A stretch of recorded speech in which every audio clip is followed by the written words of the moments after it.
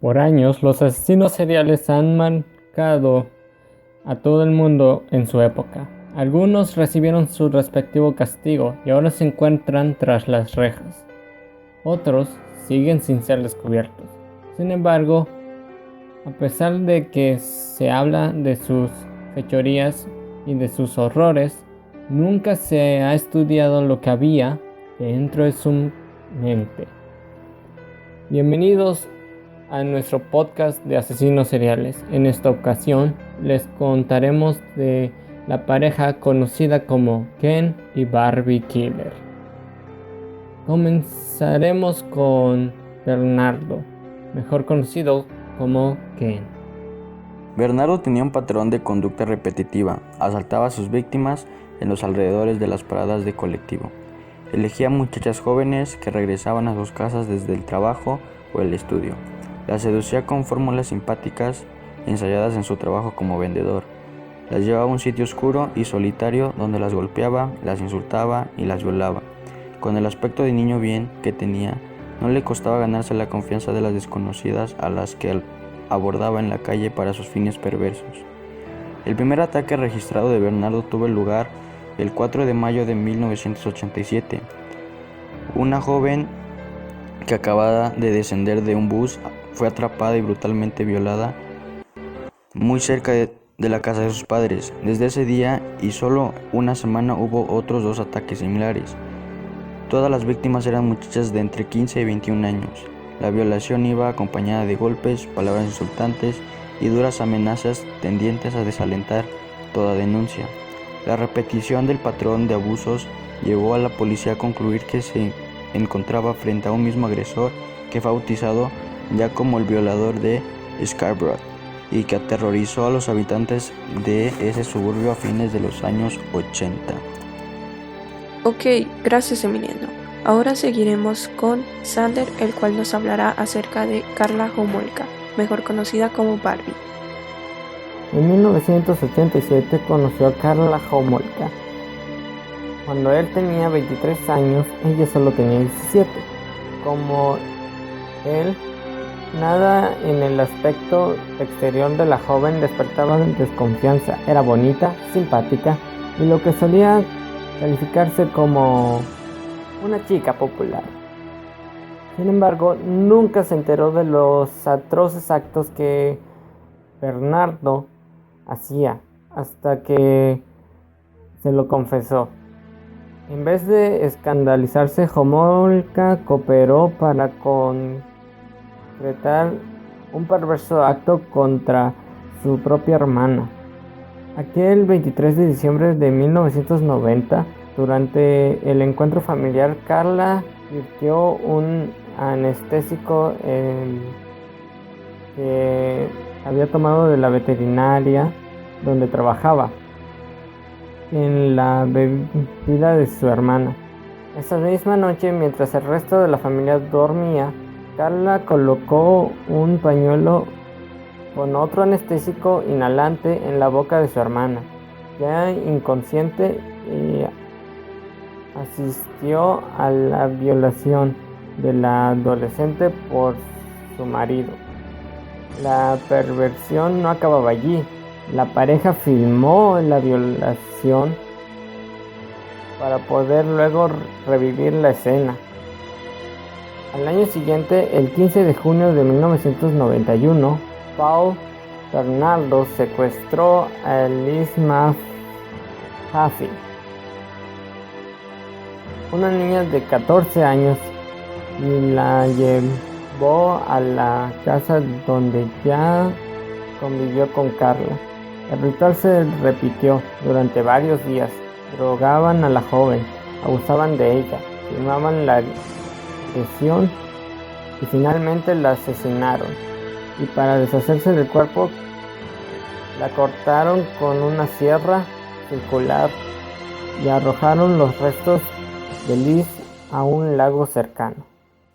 Cerca de un año más tarde, el 16 de abril de 1992, los Bernardo volvieron a actuar, secuestrando y matando a Christian French, de solo 15 años. Nuevamente grabaron el video con los reiterados abusos contra el adolescente.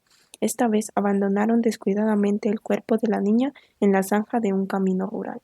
En enero de 1993, Karla Homolka dejó a Paul Bernardo y se refugió en casa de unos amigos, escapando de la violencia que él empezó a descargar sobre ella.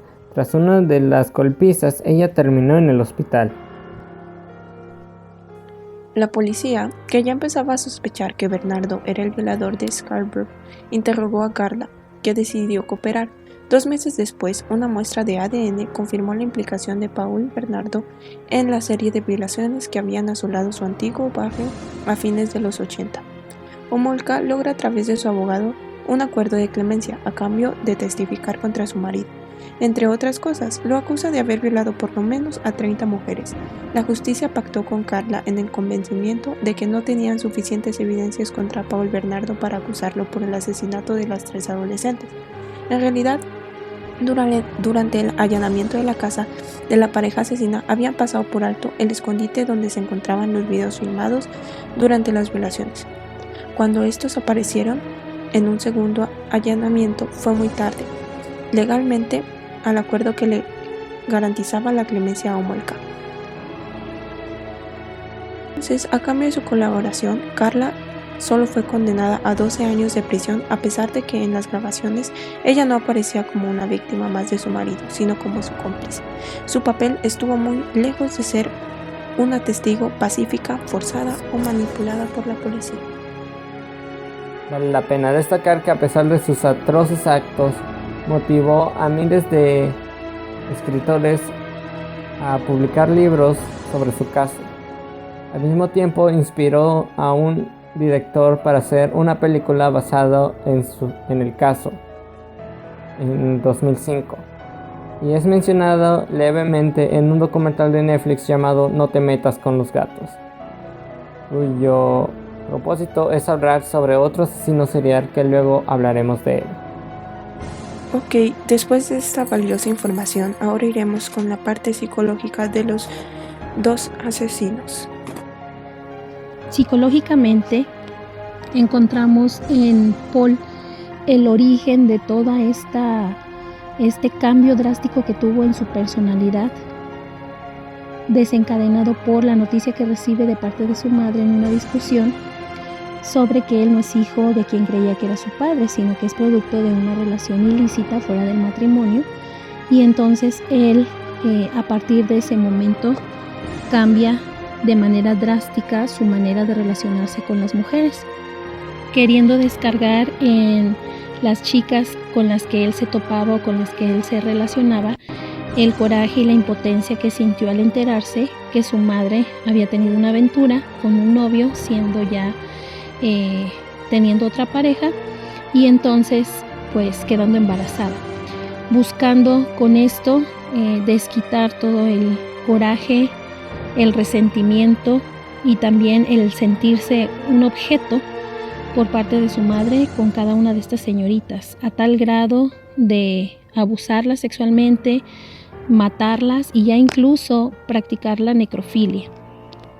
En el caso de Karla, bueno, ella también tenía un origen positivo, de acuerdo a las investigaciones que se han realizado. Sin embargo, ella comenzó a tener prácticas del espiritismo, comenzó a introducirse en temas de esa índole y por lo tanto comenzó ella a cambiar su manera de pensar y de ver la vida, inclinándose en la práctica de diferentes tipos de rituales que hasta ese momento pues no iban en contra de la vida de nadie.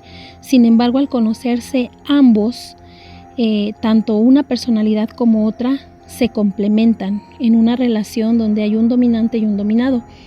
En este tipo de relaciones pues se considera que ambas partes lo hacen voluntariamente, donde permiten que uno de los dos tome el papel activo en todos los aspectos de la relación de pareja y el otro tome el papel sumiso. Sin embargo, al momento de la declaración de Karla en contra de su esposo y para pues realizar un acuerdo con la ley, ella argumenta que en realidad no lo hizo voluntariamente, sino que ella era víctima de él y padecía el síndrome de la mujer violentada.